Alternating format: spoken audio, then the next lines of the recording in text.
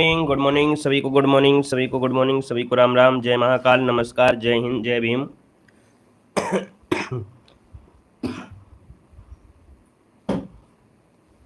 तो चलिए स्टार्ट करते हैं। देखिए पहला क्वेश्चन आपका दिया गया है, कह रहा है कि 563 ईस्वी पूर्व में महात्मा बुद्ध का जन्म कहाँ हुआ था। चलिए वन को ऑप्शन देना है, आपका जो जवाब बनेगा इनमें से राइट क्या हो जाएगा। चलिए वन को ऑप्शन देना है, इसका आंसर क्या हो जाएगा। तो दोस्तों यहाँ पर देखिए 1 नंबर की अगर बात करते हैं तो ऑप्शन जिसका भी आ रहा है सी नंबर है, याद रखिए बिल्कुल राइट हो जाएगा। लुम्बिनी में, कहां पर है आपके, लुम्बिनी में हुआ था, लुम्बिनी नामक स्थान पे हुआ था। कब हुआ था, तो 563 ईस्वी पूर्व में हुआ था। और महात्मा बुद्ध ने बौद्ध धर्म का जो प्रणय किया था, है ना, मतलब कह सकते हैं इनकी जो मृत्यु हुई थी वो आपकी कुशीनगर में हुई थी। ठीक है, चलिए आगे बढ़ते हैं। क्वेश्चन आपसे अगला पूछा गया है कि सिराज ए हिंद के नाम से विख्यात जौनपुर नगर की स्थापना जो किया वो किसने किया था। चलिए दोस्तों यहाँ पर जवाब देना है कि सिराज ए हिंद के नाम से विख्यात जौनपुर नगर की जो स्थापना की थी वो आपके किसने की थी।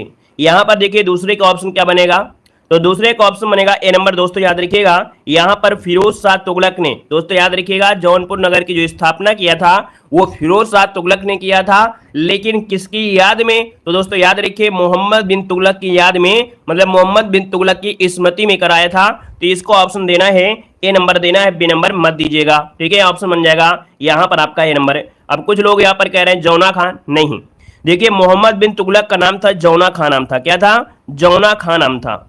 तो भैया यहां पर याद रखिए ये जो बनवाया था वो आपके फिरोज शाह तुगलक ने, लेकिन किसके नाम पर, तो आपके जौना खान के नाम पर, ये आपसे कह रहा है। ठीक है, चलिए आगे बढ़ते हैं। क्वेश्चन आपसे अगला दिया गया है, निम्नलिखित में से किसे भारत में स्थानीय स्वशासन का जनक माना जाता है। तो दोस्तों बताइएगा स्थानीय स्वशासन का जो जनक मानते हैं इनमें से कौन हो जाएगा। यहां पर दोस्तों देखिए 3 नंबर की अगर बात करते हैं तो ऑप्शन क्या हो जाएगा, जी हाँ, गोमती नदी के किनारे बसा हुआ है जौनपुर। Very good. दोस्तों यहाँ पर देखिए 3 नंबर की अगर बात करते हैं तो ऑप्शन क्या हो जाएगा, यहाँ पर देखिए जो लॉर्ड रिपन है, कौन है, लॉर्ड रिपन को दोस्तों याद रखिए स्थानीय स्वशासन का जनक माना जाता है। ऑप्शन बी नंबर इसका राइट हो जाएगा। दोस्तों रिपन के समय ही वर्नाक्यूलर प्रेस एक्ट भी आपका समाप्त किया गया था, है ना।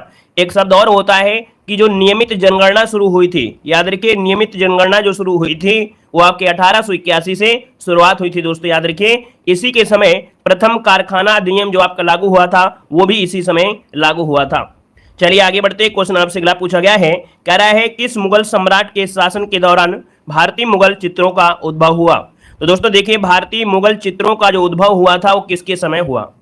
तो दोस्तों याद रखिएगा हुमायूं के समय इसका जो ऑप्शन है यहाँ पर ए नंबर है, इसका राइट हो जाएगा। यहाँ पर आपका आंसर बनेगा आपका ए नंबर, हुमायूं के द्वारा स्टार्टिंग आपकी हुई थी।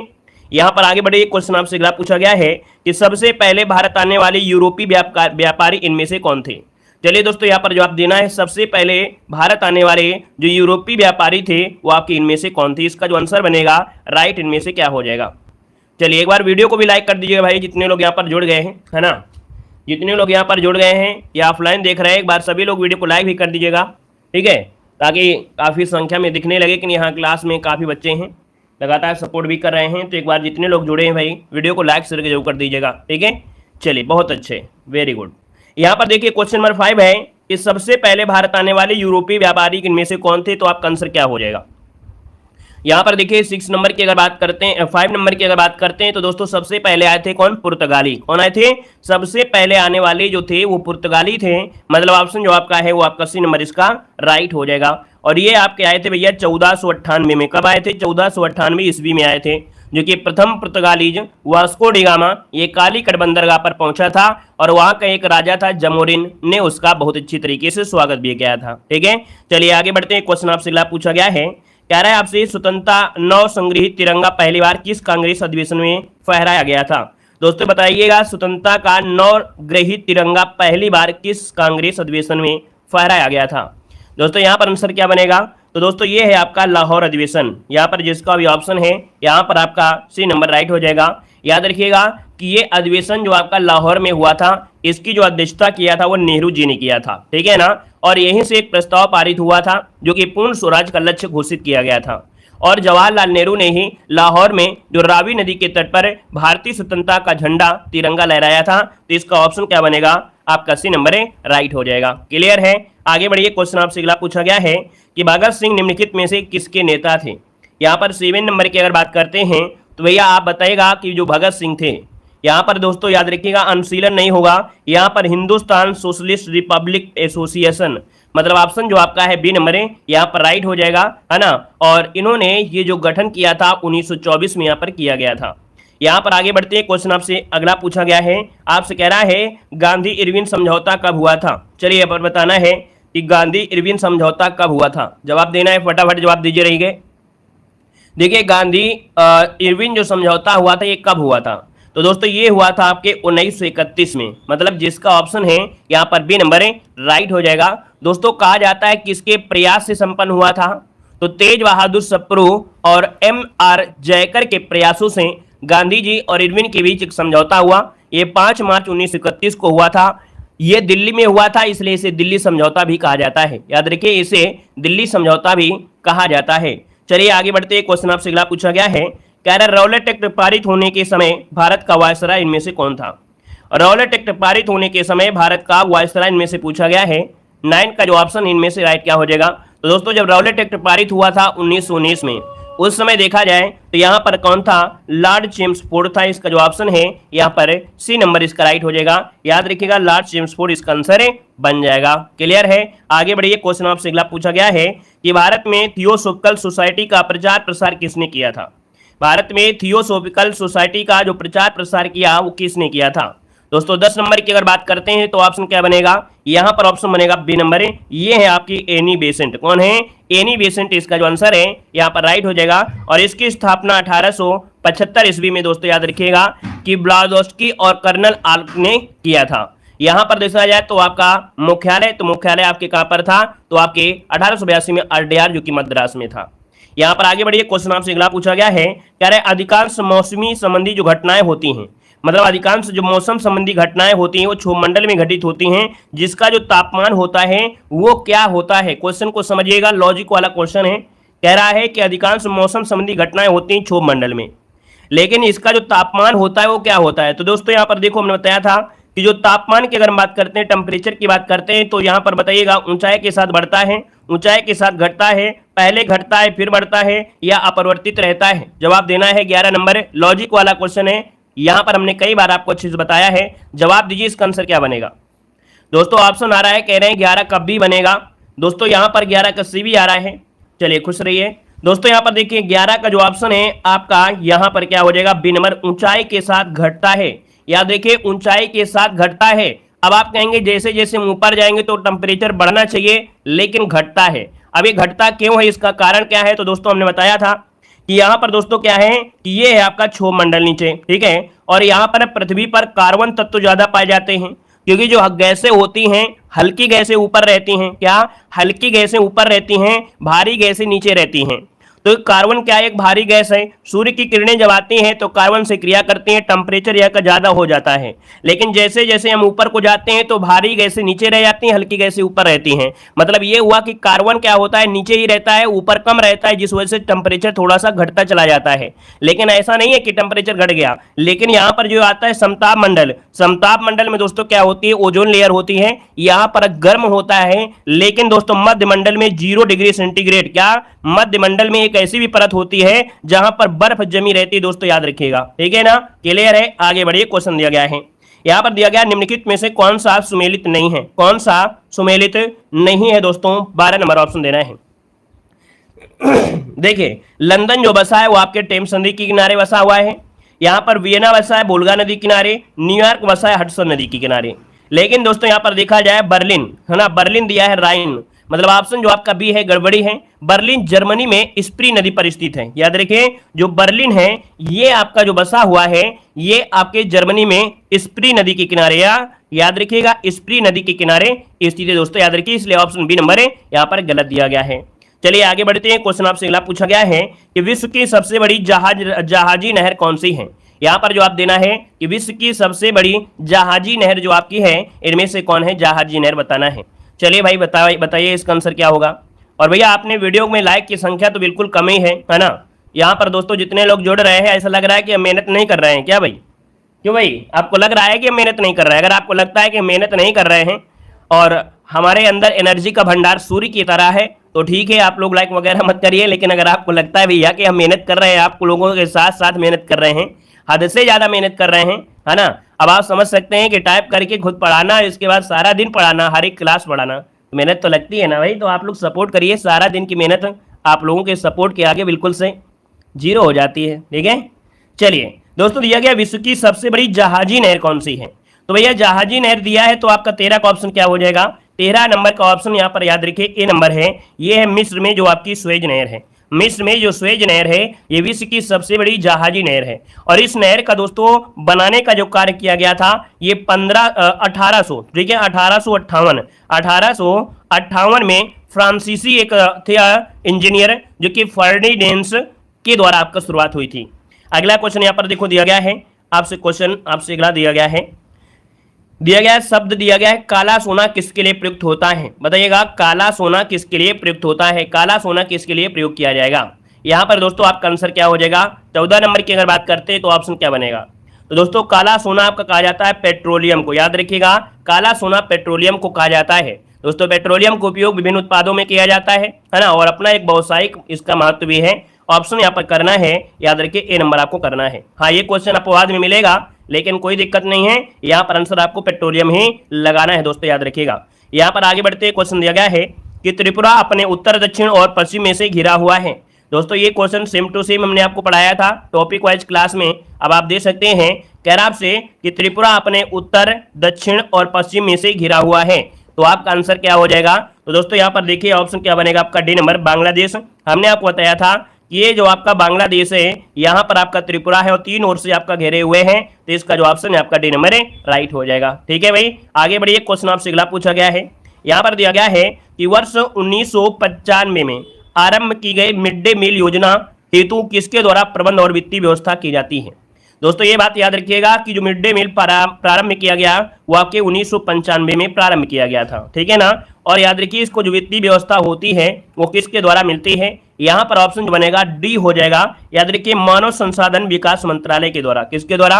मानव संसाधन विकास मंत्रालय के द्वारा इनको सहायता मिलती है। आगे बढ़िए, क्वेश्चन दिया गया है कि प्रभावपूर्ण मांग का रोजगार सिद्धांत दिया गया है। प्रभावपूर्ण मांग का रोजगार जो सिद्धांत दिया गया है वो किसके द्वारा दिया गया है? यहाँ पर दोस्तों याद रखिए, प्रभावपूर्ण मांग का रोजगार सिद्धांत आपके किन्स ने दिया है। इसका जो ऑप्शन है आपका डी नंबर हो जाएगा, किन्स हो जाएगा, किन्स हो जाएगा। नेक्स्ट क्वेश्चन को बढ़ते हैं। क्वेश्चन दिया गया है, मुद्रा बाजार किसके लिए होता है? दोस्तों बताइएगा, मुद्रा बाजार किसके लिए होता है 18 नंबर में? तो यहाँ पर आंसर दोस्तों याद रखिए, अल्पकालिक कोष के लिए होता है। यहाँ पर जो आंसर आपका है 18 में, वो ऑप्शन ए नंबर राइट हो जाएगा। इकोनॉमिक्स क्वेश्चन है, थोड़ा कठिन आपको लगेंगे। यहाँ पर दिया है मूल्य लेखांकन समीकरण, बताइए। मूल्य लेखांकन समीकरण होता है, नोट करिएगा, कि संपत्ति बराबर देयता प्लस इक्विटी। यहाँ पर जो आंसर है आपका डी नंबर बनेगा। नेक्स्ट क्वेश्चन आपसे करा है, यहाँ पर दिया है स्वतंत्र भारत में पहली बार मुद्रा विमुद्रीकरण जब हुआ था, ये कब हुआ था? बताइएगा, स्वतंत्र भारत में पहली बार मुद्रा का जो विमुद्रीकरण किया गया, ये कब किया गया था दोस्तों? जवाब देना है। चलिए दोस्तों, यहाँ पर 20 नंबर की अगर बात करते हैं तो ऑप्शन यहाँ पर सी नंबर हो जाएगा। ये है आपका 1978 में। कब किया गया था? 1978 में किया गया था, जिसका ऑप्शन है यहाँ पर आपका सी नंबर है, राइट हो जाएगा दोस्तों, ठीक है ना। और पुरानी मुद्रा को समाप्त कर दिया गया था और नई मुद्रा को चालू कर दिया गया था। यहाँ पर आगे बढ़ते हैं। क्वेश्चन आपसे अगला पूछा गया है कि भारतीय संविधान का अनुच्छेद जो आपका 32 है, इसके तहत व्यक्तिगत स्वतंत्रता के लिए उच्च न्यायालय निम्नलिखित में से किस रिट को जारी कर सकता है? दोस्तों व्यक्तिगत स्वतंत्रता की बात कह रहा है, और व्यक्तिगत में होता है बंदी प्रत्यक्षीकरण। यहाँ पर जो आंसर आपका है वो आपका सी नंबर राइट हो जाएगा, बंदी प्रत्यक्षीकरण आपका बनता है। यहाँ पर आगे बढ़ते हैं। क्वेश्चन दिया गया है कि भारतीय संविधान का कौन सा अनुच्छेद अनुसूचित क्षेत्रों और अनुसूचित जनजाति क्षेत्रों के प्रशासन से संबंधित है? चलिए बताइएगा, अनुसूचित क्षेत्र और अनुसूचित जनजाति क्षेत्र जो आपका है, यहाँ पर आंसर कौन सा हो जाएगा? नोट कर लीजिएगा, आर्टिकल नंबर आपका 244 कौन सा है? आर्टिकल नंबर 244 में से देखा जाए तो आपके जनजाति क्षेत्रों के प्रशासन से संबंधित है, जैसे कि आपका असम हो गया, मेघालय हो गया, त्रिपुरा हो गया, मिजोरम हो गया, और इनके राज्यों के अलावा किसी भी राज्य में अगर अनुसूचित क्षेत्र आपका है जहां पर निवास करते हैं, तो उनके आपके अनुसूचित जाति और जनजाति के नियंत्रण आपके लागू होते हैं प्रशासन के, ठीक है। आगे बढ़िए। क्वेश्चन आपसे अगला पूछा गया है, कह रहा है भारतीय संविधान का कौन सा अनुच्छेद यह कहता है कि प्रधानमंत्री की नियुक्ति राष्ट्रपति द्वारा की जाती है? दोस्तों ये बताना है आपका आंसर इनमें से क्या हो जाएगा। कह रहा है कौन सा अनुच्छेद यह कहता है कि प्रधानमंत्री की नियुक्ति राष्ट्रपति के द्वारा की जाती है। यहाँ पर दोस्तों 23 नंबर की अगर बात करते हैं तो ऑप्शन दोस्तों सी हो जाएगा, ये अनुच्छेद 75 का फर्स्ट हो जाएगा। क्या? अनुच्छेद 75 का जो फर्स्ट है यहाँ पर आंसर है राइट हो जाएगा आपका सी नंबर जिसका आया है, राइट आंसर इसका हो जाएगा दोस्तों। और ये भी याद रखिएगा कि प्रधानमंत्री की नियुक्ति की जा रही है और अन्य मंत्रियों की जो नियुक्ति होती है, अन्य मंत्रियों की जो नियुक्ति होती है वो प्रधानमंत्री की सलाह पर राष्ट्रपति के द्वारा की जाती है। चलिए आगे बढ़ते हैं। क्वेश्चन आपसे अगला पूछा गया है कि लोकसभा में सामान्य सदस्यों द्वारा निजी विधेयक पेश करने की सूचना अवधि क्या होती है। दोस्तों कोई अगर सामान्य सदस्यों द्वारा अगर कोई निजी विधेयक पेश करना है, इसकी अधिसूचना की अवधि जो होती है वो कितनी होती है। दोस्तों यहाँ पर देखिए 24 का जो ऑप्शन है वो आपका हो जाएगा 1 माह होती है। कितनी होती है? 1 माह जिसका ऑप्शन आ गया है यहाँ पर राइट हो जाएगा, यहाँ पर ये नंबर बन जाएगा। आगे बढ़िए। क्वेश्चन आपसे दिया गया है कि कौन सा मौलिक अधिकार अल्पसंख्यकों के हितों के संरक्षण की बात करता है। दोस्तों बताइएगा कि कौन सा मौलिक अधिकार अल्पसंख्यकों के हितों के संरक्षण की बात करता है। एक क्वेश्चन आपको यहां से भी पूछा जाना है अल्पसंख्यक से। देखिए 25 नंबर का जो ऑप्शन है आपका डी नंबर है, सांस्कृतिक और शैक्षिक अधिकार। सांस्कृतिक और शैक्षणिक अधिकार जो ऑप्शन दिया गया है यहाँ पर आंसर आपका डी हो जाएगा। याद रखिएगा आर्टिकल नंबर आपका 29 है और आर्टिकल नंबर आपका यहाँ पर 30 है ना, जो कि देखा जाए अल्पसंख्यकों के हितों की सुरक्षा के बारे में यहाँ पर इनको संरक्षण प्राप्त होता है, उनके रीति रिवाजों के बारे में उनकी रक्षा तैयार करने के लिए। यहाँ पर आगे बढ़िए। क्वेश्चन दिया गया है कि पादप कोशिका भित्ति मुख्यतः किससे बनी होती है। पादप कोशिका भित्ति मुख्यतः किससे बनी होती है 26 नंबर में। दोस्तों पादप कोशिका जो बनी होती है किससे? पादप मतलब होता है पौधे, और इनकी जो आपकी कोशिका भित्ति होती है उस सेलुलोज से बनी होती है। याद रखिए सेलुलोज जो कि ऑप्शन है यहाँ पर सी नंबर है राइट हो जाएगा। और सेलुलोज जो होता है एक बहुत ही जटिल पदार्थ होता है ना। देखा जाए तो पौधों को संरचनात्मक दृढ़ता इन्हीं के माध्यम से होता है। अगर मैं आपसे पूछे कागज निर्माण में किसका प्रयोग होता है, कागज निर्माण में सेलुलोज का प्रयोग होता है दोस्तों, याद रखिएगा।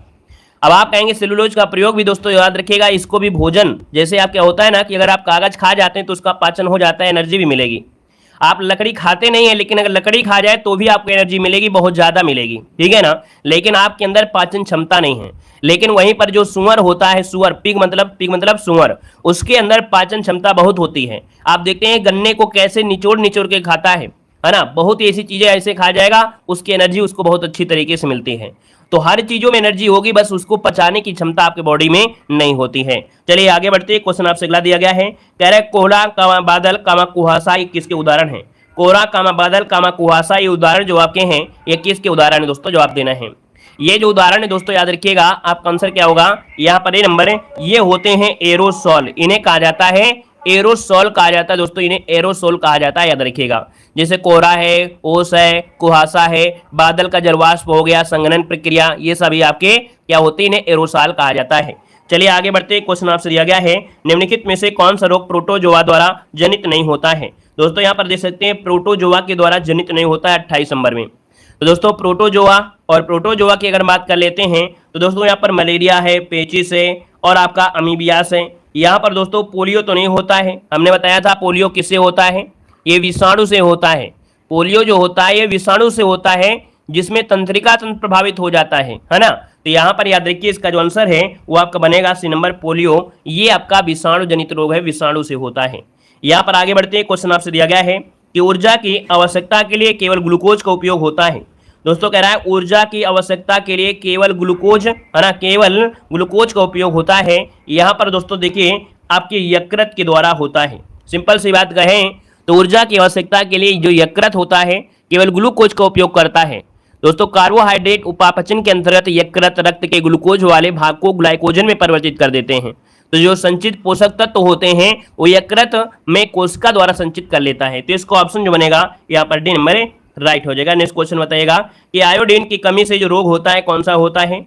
आयोडीन की कमी से जो रोग होता है इनमें से कौन होता है 30 नंबर में। दोस्तों आयोडीन की कमी हो जाती है तो आप कहेंगे घेंघा रोग हो जाता है, जिसे गैटर रोग भी कहते हैं।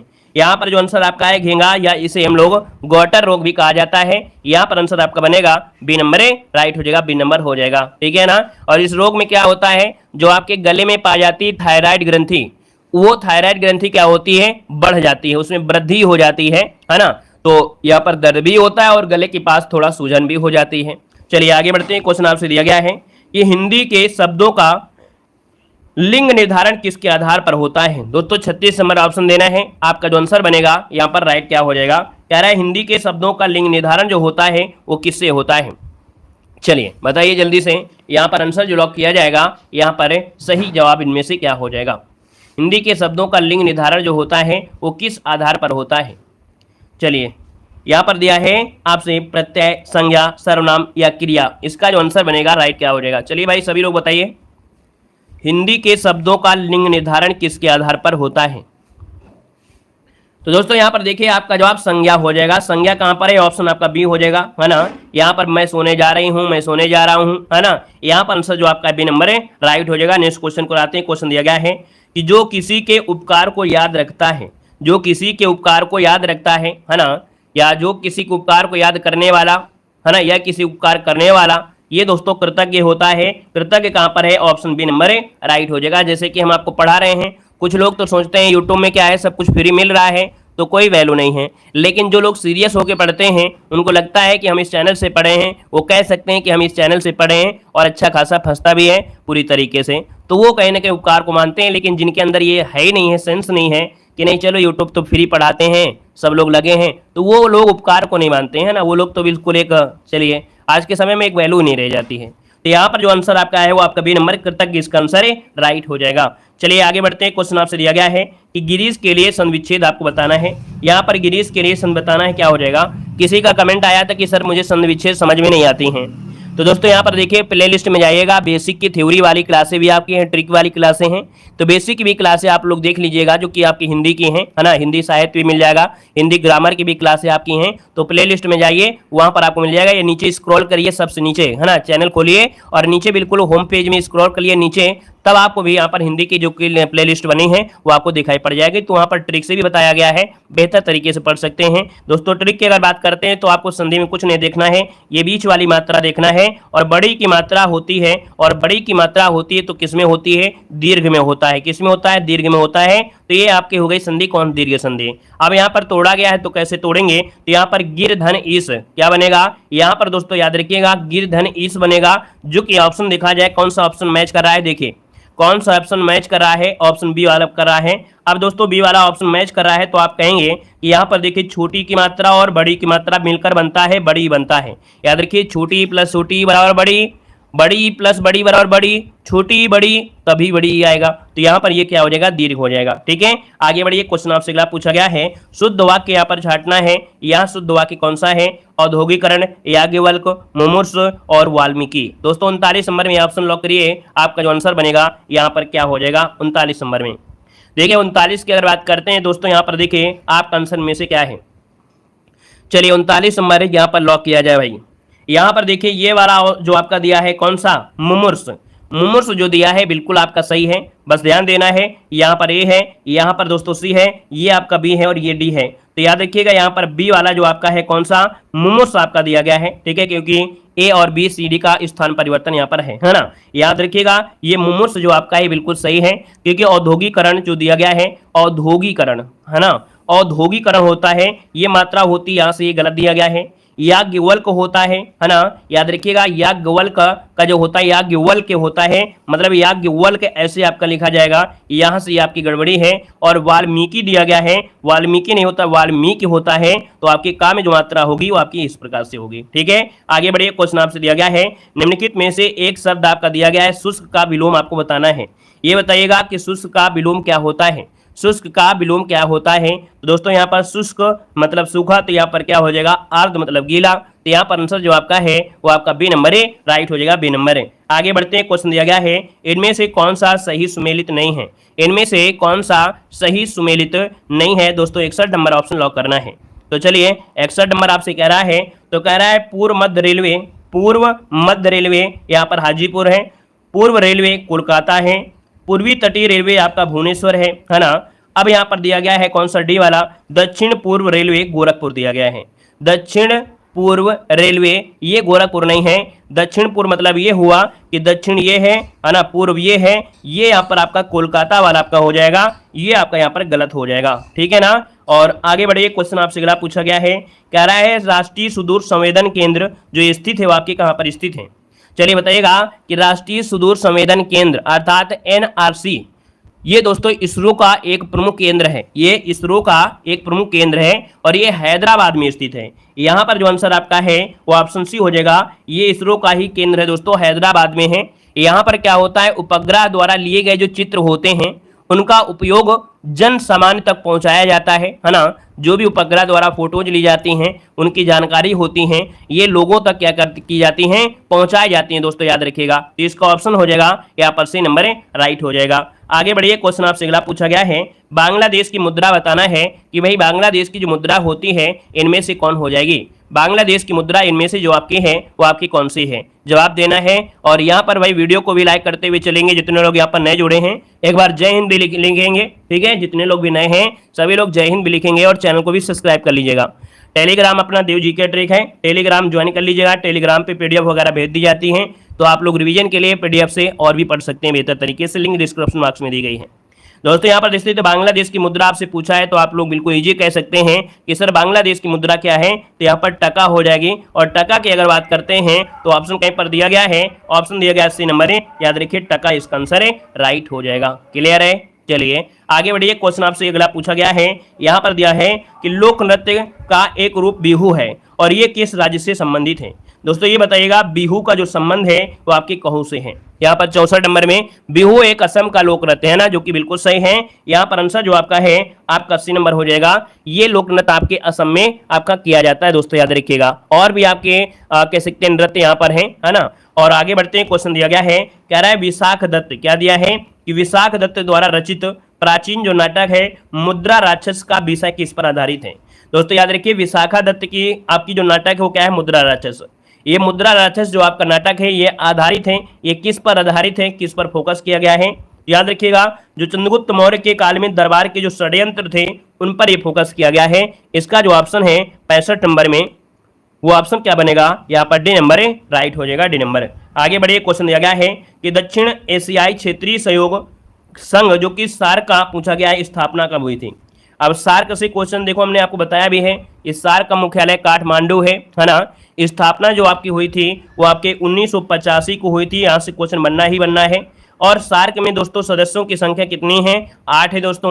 कौन नहीं शामिल है, तो आपके भारत के जितने भी पड़ोसी देश हैं वो और प्लस भारत ये शामिल है, लेकिन इसमें से चाइना और जो आपका म्यांमार है ये शामिल आपका इसमें नहीं है दोस्तों, याद रखिएगा, ठीक है। मुख्यालय कहाँ पर है आपके, काठमांडू में है। चलिए आगे बढ़ते हैं, क्वेश्चन दिया गया है, कह रहा है गोल्ड लैंड निम्नलिखित में से किस देश का एक लोकप्रिय उपनाम है। गोल्ड लैंड कहा जाता है, किसे कहते हैं। चलिए यहाँ पर दोस्तों 67 नंबर की अगर बात करते हैं तो दोस्तों ये है आपका म्यांमार है दोस्तों, याद रखिए म्यांमार इसका आंसर है, राइट हो जाएगा सी नंबर जिसका आ रहा है, बिल्कुल राइट बनेगा। चलिए आगे बढ़ते हैं, क्वेश्चन आपसे अगला पूछा गया है कि राष्ट्रीय रक्षा अकादमी जो स्थित है आपके कहाँ पर है। राष्ट्रीय रक्षा अकादमी जो है वो आपके कहाँ पर है। राष्ट्रीय रक्षा अकादमी कहाँ है, खड़गवाला में है। इसका जो आंसर आपका बनेगा यहाँ पर डी नंबर है, राइट हो जाएगा, डी नंबर हो जाएगा, ठीक है। वहीं पर अगर आपसे पूछे इंडियन मिलिट्री एकेडमी कहाँ पर है, तो दोस्तों याद रखिएगा इंडियन मिलिट्री वाली एकेडमी है आपकी देहरादून में। कहाँ पर है, देहरादून में है मिलिट्री एकेडमी। नेशनल डिफेंस से कहाँ पर है, नेशनल डिफेंस कॉलेज आपके नई दिल्ली में है। वहीं पर देखा जाए डिफेंस सर्विस जो स्टाफ है, नेशनल जो डिफेंस सर्विस स्टाफ है वो कॉलेज कहाँ पर है, वेलिंगटन में है। चलिए आगे बढ़ते हैं, क्वेश्चन आपसे अगला दिया गया है कि इंडिया विंस फ्रीडम के लेखक उनमें से कौन है। इंडिया विंस फ्रीडम के जो लेखक हैं यहाँ पर कौन हो जाएंगे, 69 नंबर में। दोस्तों यहाँ पर देखिए आपका आंसर जो आपका बनेगा राइट क्या हो जाएगा, 69 नंबर का ऑप्शन क्या हो जाएगा। दोस्तों यहाँ पर देखिए ऑप्शन जो बनेगा बी नंबर हो जाएगा, मौलाना अबुल कलाम आजाद। इसका जो आंसर है आपका बी नंबर है, राइट हो जाएगा, मौलाना अबुल कलाम आजाद इसका आंसर है, राइट हो जाएगा। नेक्स्ट क्वेश्चन को आते हैं, क्वेश्चन दिया गया है नंदी पहाड़ियाँ कहाँ पर स्थित है। बताइएगा नंदी पहाड़ियाँ कहाँ पर स्थित है, 70 नंबर का ऑप्शन देना है। दोस्तों 70 की अगर बात करते हैं तो दोस्तों ये है आपके कर्नाटक में। कहाँ पर है, आपके कर्नाटक में है। ऑप्शन जिसका सी नंबर है यहाँ पर राइट हो जाएगा, कर्नाटक में है, ठीक है। चलिए आगे बढ़ते हैं, क्वेश्चन आपसे अगला पूछा गया है। यहाँ पर दिया है उत्तर प्रदेश में परफॉर्मेंस के आधार पर किस मेडिकल कॉलेज को पहली रैंकिंग दी गई है।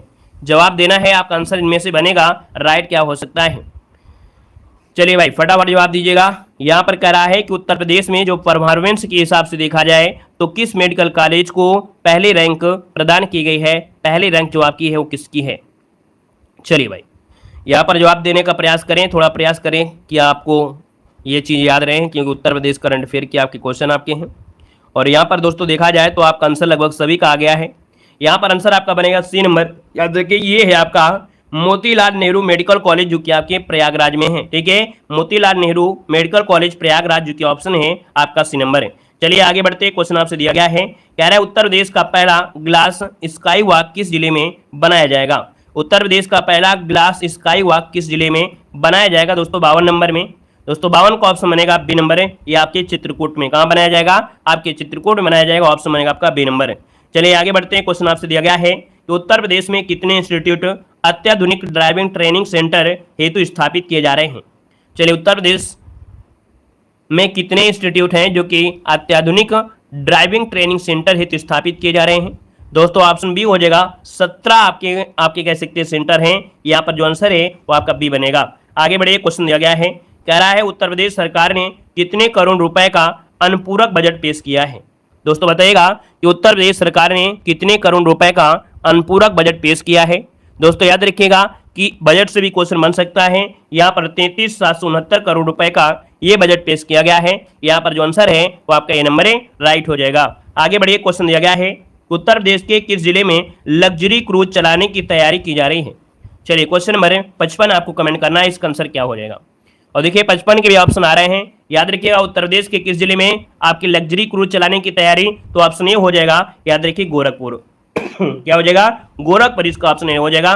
चलिए आगे बढ़ते हैं। क्वेश्चन दिया गया है कि उत्तर प्रदेश के शहरों को सेफ सिटी बनाने के लिए कितने कैमरे लगाए गए हैं। चलिए बताइएगा कि उत्तर प्रदेश के शहरों को सेफ सिटी बनाने के लिए कितने कैमरे लगाए गए हैं। इसका आंसर क्या हो जाएगा दोस्तों, आपका आंसर हो जाएगा डी नंबर है। याद रखिएगा 5000 कितने हो जाएंगे, 5000 कैमरे लगाए गए हैं। इसका ऑप्शन बनेगा डी नंबर है। और आगे बढ़ते हैं। क्वेश्चन दिया गया है कि देश का पहला अंतर्राष्ट्रीय रोजगार मेला उत्तर प्रदेश के किस स्थान पर लगाया गया है। चलिए बताइए, ये देश का पहला अंतर्राष्ट्रीय रोजगार मेला है और ये लगाया गया है। ऑप्शन क्या हो जाएगा, यहाँ पर ऑप्शन ए हो जाएगा वाराणसी में। कहां पर है, वाराणसी। इसका आंसर आपका ये नंबर है, राइट हो जाएगा। नेक्स्ट क्वेश्चन को आते हैं। क्वेश्चन दिया गया है कि उत्तर प्रदेश के किस जिले में एग्रो मॉल का निर्माण किया जा रहा है। यहाँ पर जवाब दीजिएगा एग्रो मॉल, यहाँ पर होगा एग्रो मॉल। और एग्रो मॉल आपका जो है वो आपके लखनऊ में किया जा रहा है। यहाँ पर आंसर आपका बी हो जाएगा। एक किसानों से रिलेटेड आपका है, ऑप्शन बी बन जाएगा। आगे बढ़िए। क्वेश्चन दिया गया है, उत्तर प्रदेश का कौन सा कॉलेज ICAR से मान्यता प्राप्त करने वाला पहला कृषि महाविद्यालय बन गया है। चलिए जवाब दीजिए कि उत्तर प्रदेश का कौन सा कॉलेज है जो कि ICAR से मान्यता प्राप्त करने वाला ये पहला कृषि महाविद्यालय बन गया है। दोस्तों ऑप्शन क्या बनेगा, सी नंबर है। ये है उदय प्रताप कॉलेज जो कि वाराणसी है। उदय प्रताप कॉलेज जो कि वाराणसी, इसका आंसर सी नंबर है बन जाएगा। नेक्स्ट क्वेश्चन दिया गया है कि उत्तर प्रदेश के किस जिले में सबसे बड़े ड्रोन शो का आयोजन किया गया है। तो दोस्तों यहाँ पर देख सकते हैं उत्तर प्रदेश में सबसे बड़ा ड्रोन शो आपका मेला है।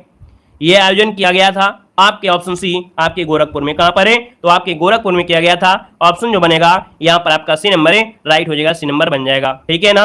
और आगे बढ़ते हैं। क्वेश्चन दिया गया है, यहाँ पर देखो दिया गया है जो आपकी क्रांतियां हैं, है ना, कृषि से संबंधित जो आपकी क्रांतियां होती हैं, यहाँ से भी क्वेश्चन आपको बनना है। दोस्तों बिल्कुल ध्यान लगा के सुनिएगा, मजा आ जाएगा, क्योंकि क्वेश्चन आपके ऐसे यहाँ पर हैं जो कि आपने पहले पढ़ रखा है, अब उनका यहाँ पर रिवीजन करना है। तो जो लोगों ने अभी तक वीडियो को लाइक नहीं किया है तो आप वीडियो को लाइक भी करिएगा और ध्यान से यहाँ पर सुनते रहेगा। यहाँ पर देखो दिया गया है श्वेत क्रांति, और देखिए पीडीएफ के लिए टेलीग्राम ज्वाइन कर लीजिए। देखो दिया गया है श्वेत क्रांति की अगर बात करते हैं, श्वेत क्रांति किससे संबंधित है, तो आप कहेंगे सर दुग्ध उत्पादन से संबंधित है। वहीं पर श्वेत क्रांति के जनक किसे कहा जाता है, तो श्वेत क्रांति के जनक किसे कहते हैं, तो आपके वर्गीस कुरियन को कहा जाता है, और इन्हें भारत का दूध वाला भी कहा जाता है। वहीं पर दोस्तों दिया गया है हरित क्रांति, और हरित क्रांति के जनक हरित क्रांति के दोस्तों ये उत्पादन आपके खाद्य उत्पादन से संबंधित है। याद रखिएगा कि हरित क्रांति किससे संबंधित है, तो आपके खाद्य उत्पादन से संबंधित आपके हैं। वहीं पर दोस्तों याद रखिएगा गुलाबी क्रांति के जनक कौन हैं, तो गुलाबी क्रांति के जनक आपके दुर्गेश पटेल हैं, और गुलाबी क्रांति का संबंध झींगा उत्पादन से है। किससे है, तो आपके झींगा उत्पादन से, झींगा उत्पादन से है। अगला नीली क्रांति के जो जनक आपके हैं वो कौन है, तो नीली क्रांति के जनक डॉक्टर अरुण कृष्ण हो जाएंगे। और नीली क्रांति में क्या होता है, यहाँ पर मत्स्य पालन होता है, याद रखिएगा। वहीं पर रजत क्रांति दोस्तों आपके अंडे उत्पादन से है। रजत क्रांति के जनक आपकी इंदिरा गांधी है, और याद रखिएगा रजत क्रांति अंडे से संबंधित आपकी है। अगला दिया गया है प्रेरित प्रजनन के पिता आपके हैं कौन, प्रोफेसर हरिलाल चौधरी। वहीं पर अगला क्वेश्चन दिया गया है कि आपके पीली क्रांति के जनक कौन है, तो सैम पित्रोदा है ना। याद रखिए पीली क्रांति का जो संबंध है वो आपकी किससे है, तो आप कहेंगे सरसों से है। ठीक है ना। अगला क्वेश्चन दिया गया है स्वर्ण क्रांति दिया गया है, स्वर्ण क्रांति के जनक आपके कौन है? तो निरपख दुतेज हैं।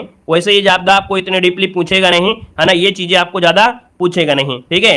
अब यहाँ पर बताइएगा कि स्वर्ण क्रांति के जो जनक आपके हैं, स्वर्ण क्रांति का संबंध किससे है?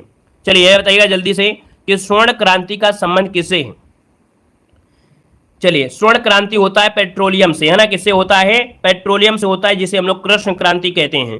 भूरी क्रांति का संबंध आपके सीमेंट उर्वरक, है ना, ऊन उत्पादन से संबंधित है। रजत क्रांति अंडा उत्पादन से है।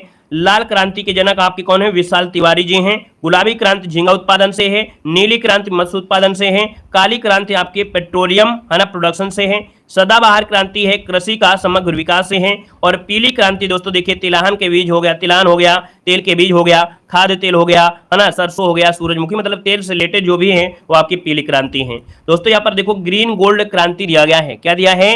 ग्रीन गोल्ड क्रांति।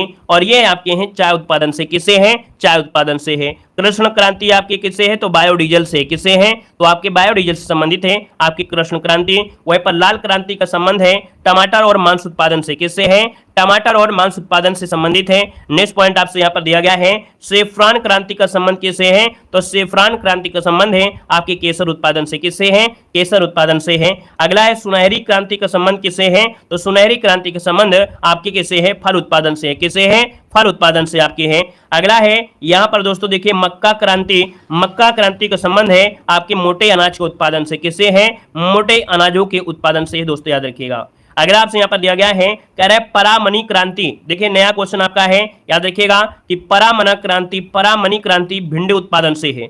गोल क्रांति किससे है? तो आपके आलू उत्पादन से। याद रखिए गोल क्रांति आलू उत्पादन से। वहीं पर सिल्वर फाइबर क्रांति किससे है? सिल्वर फाइबर क्रांति आपके कपास उत्पादन से है। नेक्स्ट क्वेश्चन है गोल्डन फाइबर क्रांति किससे है?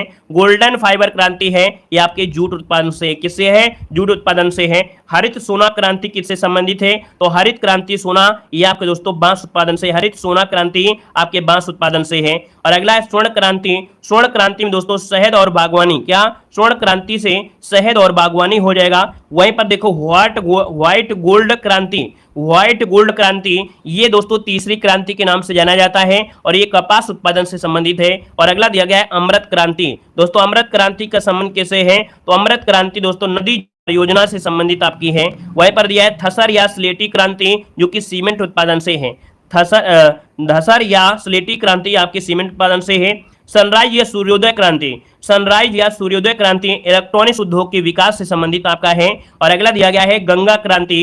तो गंगा क्रांति है किसके? तो आपके भ्रष्टाचार के खिलाफ सदाचार पैदा करने हेतु है। वहीं पर दिया गया है सदाबहार क्रांति किससे है? तो सदाबहार क्रांति जैव तकनीकी से है। किससे है? जैव तकनीकी से है। स्लेटी या ग्रे क्रांति आपके उर्वरक उत्पादन से है। खाकी क्रांति का संबंध, देखिए खाकी क्रांति का संबंध किससे है? तो आपके चमड़ा उत्पादन से है। किससे है? चमड़ा उत्पादन से है।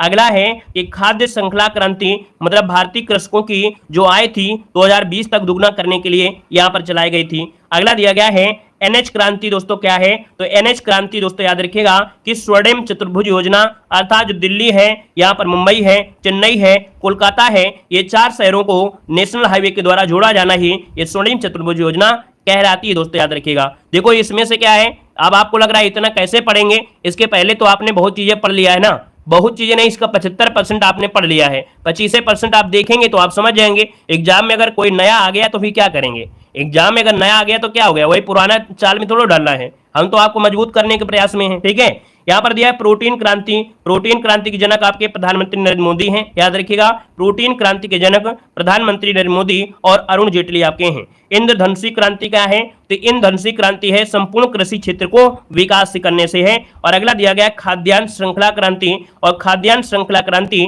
जो कि खाद्यान्न सब्जी फलों को सड़ने से बचाने के लिए है खाद्यान्न श्रृंखला क्रांति। मिल्क मैन ऑफ इंडिया दोस्तों किसे कहा जाता है? वर्गीज कुरियन को कहा जाता है। भारत का दूध वाला, याद रखिए वर्गीज कुरियन हो जाएगा। अगला आपसे दिया गया है यूनानी क्रांति के जनक कौन है? तो यूनानी क्रांति के जनक याद रखिए भारत में है एमएस स्वामीनाथन। कौन है? स्वामीनाथन आपके हैं। विश्व में हरित क्रांति के जनक कौन है? तो विश्व में हरित क्रांति के जनक कौन है? एमएस स्वामीनाथन है। अगर हम आपसे पूछें कि हरित क्रांति का जो शब्द दिया वो किसने दिया था? हरित क्रांति का जो शब्द दिया, हरित क्रांति शब्द जो दिया था वो किसने दिया था, ये जवाब देना है। जल्दी से क्या हो जाएगा, तो याद रखिएगा विलियम गॉड। क्या हो जाएगा, विलियम गॉड। ये दोस्तों याद रखिएगा विलियम गॉड क्या है, ये हरित क्रांति शब्द दिया था दोस्तों, याद रखिएगा विलियम गॉड हरित क्रांति शब्द दिया था। ठीक है, भारत में हरित क्रांति आपके एम एस स्वामीनाथन, विश्व में आपके कौन है, तो नॉर्मन बोरलॉग हो जाएंगे। तो दोस्तों इस प्रकार से देखिए जितनी भी क्रांतियां थी। धन्यवाद, जय हिंद, वंदे मातरम।